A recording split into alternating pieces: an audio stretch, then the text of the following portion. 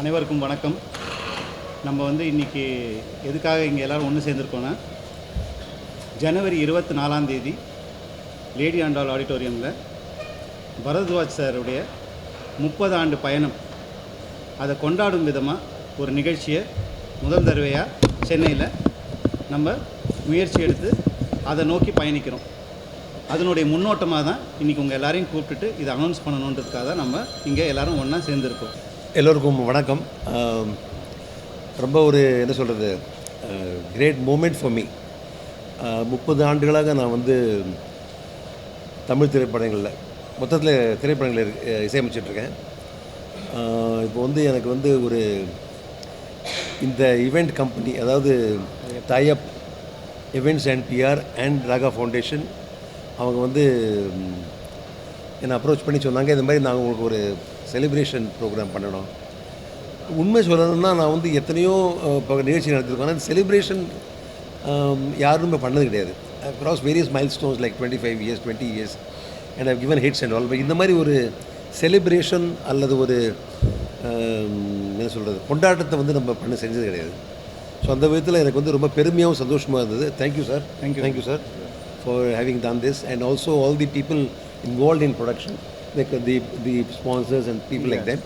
I first of all wish to thank them, because it's not a ticketed program. It's everything is just done by them, you know. ரொம்ப ஒரு ஆச்சரியத்துக்கு இந்த ஒரு commercial டயத்தில் first of all எல்லோரும் எவ்வளோ சம்பாதிக்கலாங்கிற நிலைமையில் முதல் முறையாக first of all I really appreciate you for having done this. And it also gives me great motivation as a musician to have completed 30 years and achieved whatever little I have, you know. So the first of all I wish to I'm very really proud and happy about it. அந்த முதல் பாட் recording தமிழில் 12/12/1996. So அந்த நேரத்தில் அஜித்தோட உன்னை பார்த்த பின்பு நானாக இல்லையே, இந்த பாட்டில் ஆரம்பிச்சேன் தமிழ் ஜேர்னி. அஜித்துடன், சரணுடன், வைரமுத்துவுடன், இப்படி அந்த சம்பந்தப்பட்ட படங்கள், அதில் எம்எஸ் விஸ்வநாதன் கூட நடிச்சிருக்காரு அந்த படத்தில். அந்த ஒரு படம் எனக்கு அப்படியே க்ளீனாக it gave the biggest start what I was expecting all these years. ஆமாம், ஸோ அந்த படத்துலேருந்து அஜித்தோட காம்பினேஷன் எனக்கு ஒரு 6 படங்களுக்கு நான் இசையமைச்சிருக்கேன். முக்கியமாக அவருடைய அந்த வெவ்வேறு ஸ்டேஜஸில், அதாவது காதல் மன்னனில் he was only kind of a beginner or ஒரு நெக்ஸ்ட் டோர் பாய் மாதிரி தான் அவர் அதாவது லவர் பாய் மாதிரி இருப்பார். ஆனால் அவருக்கு அடுத்த அமர்கலம் படத்தில் we changed his position to, I mean, director. He gave a different sort of picture to him. And எனக்கு அருமையான சிச்சுவேஷன்ஸ், சத்தம் இல்லாத தனிமை கேட்டேன், யுத்தம் இல்லாத உலகம் கேட்டேன், அப்படி அந்த பாட்டு. அதில் ரொம்ப ஷாலினி நடிச்சிருப்பாங்க. உன்னோடு வாழாத வாழ்வென்ன வாழ்வு என் உள்ளெஞ்சு சொல்கின்றது. அப்போ அந்த பாட்டில் அவங்க நிஜமாக அவங்க ரியல் லைஃப்லேருந்து லவ் பண்ணி நிஜ லைஃப்லேருந்து லவ் பண்ணி அதை கல்யாணம் பண்ணியிருந்தாங்க. அப்போ ஸோ ரியல் டைம் டுவேட் நீங்கள் தான் கொடுத்தீங்க. ஸோ நான் பாட்டு மாத்திரம் இசைமைக்கல, கல்யாணமும் பண்ணி வச்சேன் சொல்லலாம். ஸோ அந்த மாதிரி I had done that as well. Then I did பார்த்தேன் ரசித்தேன், அஃப்கோர்ஸ் பிரசாந்த் சிம்ரனோட மிகப்பெரிய ஒரு லைலாவோட பெரிய ஹிட்டு. அப்புறம் ஐ டிட் ஜெமினி பண்ணேன். அது ஓ போடுவேன், what a big hit it was. So again, that was again, so the luck was I could get different type of the Opod became a very commercial hit. Every world over it was hit. உலகம் முழுக்க இந்த பாட்டு தெரியாத ஆளே இல்லாமல் இல்லை. So எனக்கு அப்போது நான் நிறைய கண்ட்ரீஸ்லாம் போய் அதோட ரீச் எனக்கு தெரிஞ்சது. And then Pandavar movie came. Pandavar மூவியில் டக்குன்னு அது பார்த்தா ரூரல் பிக்சர், அவரவர் வாழ்க்கையில் 1000 மாற்றங்கள், அப்படியே ரூலுக்கு போயிடுச்சு. அதுக்கப்புறம் பார்த்தா டக்குனு திருப்பி வேறு என்ன படம் இல்லை, அது அட்டகாசம் அடுத்த சேனல் இதோட. அதில் அதுக்குள்ளே he has become a big hero. அந்த நம்ம பார்த்த அஜித் ட்ரான்சிஷன் அப்படியே கொஞ்சம் அவருக்கு தலையில் பேர் வச்சுனாங்க. அப்போ அவருக்கு நான் இசையமைச்சேன், தலை போல் வருமா, அவரோட ஆந்தம் ஆயிடுச்சு அது. ஸோ அவருக்கு ஒரு வித்தியாசமான பாட்டு. அதில் அவர் தூத்துக்குடியில் இருப்பார். தெற்கு சீமையில் என்ன பற்றி கேளு, தீபாவளின்னு ஒரு பாட்டு. ஸோ அது ரீரிலீஸில் கூட அந்த படம் இப்போ ரொம்ப பெரிய ஹிட் ஆச்சு கேள்விப்பட்டேன். So all these films happen one after the other. And not only one, இந்த ஒரு படத்தை எடுத்திங்கன்னா 5 பாட்டு ஹிட் ஆகும். நாங்கள் எனக்கு அந்த பெருமை டைரக்டருக்கும் சேரும். எனக்கு is to ensure that every kind of people where enjoy people use to enjoy the program. So அந்த மாதிரி எல்லா விதமான பாடல்களும் அந்த பாட்டை வந்து என்ஜாய் பண்ணுற மாதிரி ஒரு சுச்சுவேஷன் அமைஞ்சுது. அதுக்கப்புறம் வந்து அடுத்த படம் என்ன அப்படி சொல்ல வரலாம், ஒரு சீக்வன்ஸாக வரும்போது இது ஆட்டோகிராஃப் படம் வந்தது. ஆட்டோகிராஃப் பார்த்தா சேரன் அவரோட பாண்டவர் மூவி பண்ணி அடுத்த படம் சேரன் கூட பண்ணேன். அவர் பார்த்தா ஒரே மண் வாசனை அப்படியே உருகி ஒரு அதாவது என்ன சொல்கிறது ஓவராக ஃபீல் பண்ணுற ஒரு டேரக்டர். அவர் சென்டிமெண்டல் டேரக்டர். ஸோ அவர் வந்து சார் வந்து ஞாபகம் வருதேன்னு ஒன்று பண்ணார்.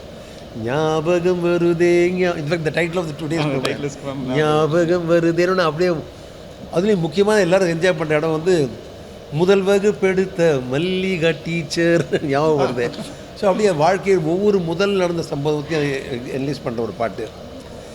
அதுக்கப்புறம் பார்த்தா இன்னொரு படம் வந்து பூவேலின்னு படம் நடுவில் கேபி ஃபிலிம்ஸ். ஆமாம், ஒரு கவிதா லைக் ஃபர்ஸ்ட் பிக்சர். அவரோட காதல் மன்னன் பாடினே அவர் he was the first one to give me movie. Actually review பார்க்கும்போது கேபி சார் படத்தை பார்த்துட்டு யார் மியூசிக் டேரக்டர்னு கேட்டார். இந்த பக்கத்தில் நிற்கிறது இவர் தான் சார். நீங்கள் அடுத்த படம் பண்ணுறீங்கன்னு உடனே ஹி கேவ் மீ பூவேலி. அதில் வந்து ஒரு பூ எழுதும் கவிதைன்னு ஒரு பாட்டு ரொம்ப நல்லாயிருக்கும். அதிலே வந்து இந்த கதை சொல்ல போகிறேன், விடு கதை சொல்ல போகிறேன். இன்னும் முக்கியமாக என்ன சொல்ல விரும்புகிறேன்னா, அப்புறம் ஆட்டோகிராஃப். ஆமாம் இல்லை ஆமாம் அதை முடிச்சிருந்தேன். அப்புறம் வந்து ஆட்டோகிராஃப் படத்தில் வந்து ஒவ்வொரு பூக்களுமே சொல்கிறதே, அந்த படத்தில் பார்த்தீங்கன்னா ஒரு தன்னம்பிக்கை கொடுக்குற ஒரு பாட்டு. ஸோ இது நீங்கள் இப்போ யோசனை பண்ணி பார்த்தீங்கன்னா அந்த டைரக்டர் வந்து அந்த சுச்சுவேஷன் சொல்ல போக அதுக்கு நான் கரெக்டாக மேட்ச் ஆகி ஃபிட் பண்ணி it's a kind of a combination. முக்கியமாக words also. And I was lucky to have work with such great lyric writers. நான் வைரமுத்து சார் கூட 26 படம் பண்ணியிருக்கேன். அண்ட் 26 படமுமே வந்து 5 பாட்டு ஒரு 130 பாட்டு வச்சுங்களேன், ஒரு 100 பாட்டாவது ஹிட்டாக இருக்கும் அதில். அந்த அளவுக்கு வேறு சக்ஸஸ்ஃபுல் காம்பினேஷன். அப்புறம் அதுக்கப்புறம் வந்து வசூல் ராஜா எம்பிபிஎஸ், கமல்ஹாசனுடைய வசூல் ராஜா எம்பிபிஎஸ் வந்தது. அதில் வந்து இன்ட்ரெஸ்டிங் விஷயம் என்னென்னா வந்து அவருக்கு முதல்ல ஹீரோ இன்ட்ரொடக்ஷன். அதாவது அவர் வந்து காலேஜில் வந்து அவர் வந்து ஒழுங்காக பாஸ் பண்ணி வரமாட்டார், காப்பியெல்லாம் அடித்து ஏதோ will do some mischief and come to the. அப்போ அந்த முதல்ல ஒரு பாஸ் ஆகி வரும்போது அப்படி ஸ்டைலில் அந்த குண்டாஸ் கூட காலேஜ் என்ட்ரி பண்ணுவார். அந்த இடத்துல வந்து கலக்க போவது யார் நீ தான் அப்படியே அந்த என்ட்ரன்ஸும் அந்த பாட்டும் சூப்பராக இருக்கும் அப்படியே பிக்சரில். அப்போ அது கரெக்டாக அந்த சுச்சுவேஷன் அமைஞ்சது. அதுலேயே அவர் ஆழ்வார்பேட்டை இருந்தாரோன்னு ஆழ்வார்பேட்டை ஆண்டவா அப்படின்னு அந்த பாட்டு. அப்புறம் 10 நம்பர் 1 சொல்லு.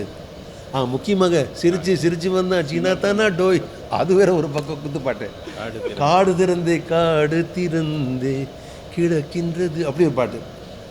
இப்போ நீங்கள் பார்த்தீங்கன்னா வெவ்வேறு ஸ்டைலில் அதுக்கப்புறம் வந்து ஐயா படம் வந்து நம்ம இப்போ நான் வந்து தென்காசி மாவட்டத்தில் இருக்கேன் இப்போ. ஸோ தென்காசி மாவட்டத்தில் உள்ள ஒரு படத்துலேயே வந்து அந்த படம் ஐயா சரத்குமார் நடித்தார். நயன்தாரோட ஃபர்ஸ்ட் பிக்சர் அது. ஸோ அதில் ஒரு வார்த்தை கேட்க ஒரு வருஷம் காத்திருந்தேன் அப்படியே அந்த பாட்டு வந்து சார் எனக்கு வந்து லைஃப்பில் வந்து எல்லா அந்த பஸ்ஸுகள்லாம் வரும். எனக்கு அந்த பிக் ஃபேன் ஆஃப் இளையராஜ். அவரோட பாட்டெலாம் பஸ்ஸில் கேட்கும், நம்ம பாட்டு எப்படி கேட்கும் நான் ஒரு எனக்கு ஒரு ஆசை இருந்துச்சு. அந்த ஆசையை தீர்த்து வச்ச பாட்டு தான் இந்த ஒரு வார்த்தை கேட்க ஒரு வருஷம் காத்திருந்தேன். அதுலேயே இன்னொரு பாட்டு வரும், ஐயா தோற நீ பல்லாண்டு வாழணும் ஐயா தோற. இப்போவுமே அந்த நம்ம கிராமப்புறங்களில் ஒரு பெரிய மனுஷன் வரான்னு அந்த பாட்டு தான் போடுறாங்க.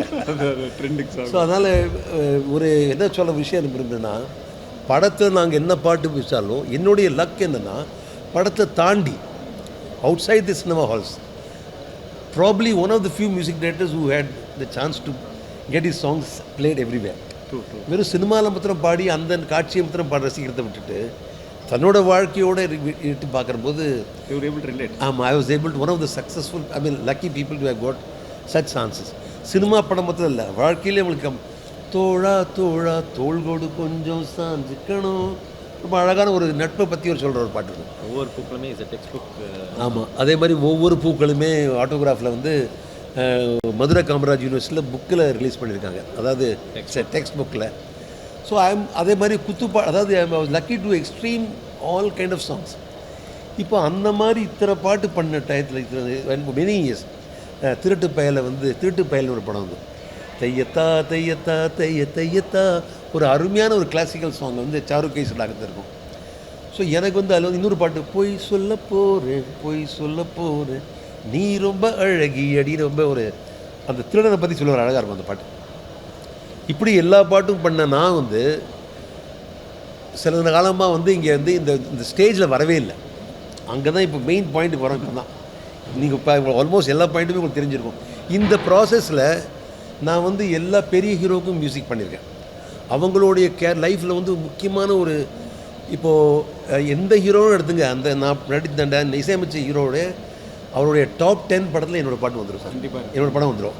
அதே மாதிரி எல்லா பாடகருக்கும் நீங்கள் எஸ்பி பாலசுப்ரமணியம், சுதாஸ், சித்ரா, சுஜாதா, அந்த காலத்தில் யாரெல்லாம் வச்சு ஸ்ரீனிவாஸ், அனுராதா ஸ்ரீராம், எல்லா சிங்கரும் எடுங்க, அவங்களுடைய லைஃப்பில் 10 பாட்டில் என்னோடய பாட்டு வச்சு வரும். Various time இருக்குதில்லை. ஸோ இப்படிலாம் நான் செஞ்ச ஒரு ஆள் வந்து திடீர்னு பார்த்தா ஒருத்தருமே இங்கே ஒருத்தரும் நமக்கு இந்த நீங்கள் நான் வந்து நம்ம மறந்துட்டாங்களா நான் இல்லையா தெரில. அங்கே தான் வந்து இப்போது இந்த நிகழ்ச்சி வர்றது. இப்போ இவ்வளவு செஞ்ச ஒரு ஆள் வந்து நிறைய பேருக்கு உண்மை சொல்லலாம் சார். நிறைய பேருக்கு என்னோடய பேர் தெரியும், ஆனால் நான் எப்படி இருக்கிற கூட தெரியாது. நிறைய பேருக்கு என்னோடய பாட்டு பண்ணிருக்குன்னு தெரியும், ஆனால் நான் தான் பண்ணிருக்கேன் தெரியாது. ஸோ இந்த மாதிரி பல பிரச்சனை இருந்தது என்னோடய லைஃப்பில். அதை ஒரே நிமிஷத்தில் ஒரு நொடியில் நீங்கள் சரி பண்ணி விட்டாங்க. ஆனால் there is always saying no everything comes at the right time. So probably I have to wait for all these days.